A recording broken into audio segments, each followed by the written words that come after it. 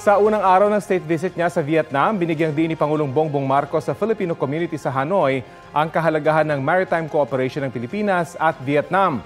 Ayon sa Pangulo, isa yan sa mga pangunahing pakay ng state visit niya roon. Dahil kasama ang Vietnam sa mga claimants sa South China Sea, mahalagang makipag-ugnayan sa kanila para mapanatili ang kapayapaan sa rehiyon. Nagpasalamat din ang Pangulo sa Pinoy community dahil pinagaganda raw nila ang reputasyon ng Pilipinas. Ang presensya ng nasa 7,000 OFW sa Vietnam ay patunay raw na malakas ang ugnayan ng Pilipinas at Vietnam. Kapuso, alamin ang maiinit na balita. Bisitahin at mag-subscribe sa GMA Integrated News sa YouTube.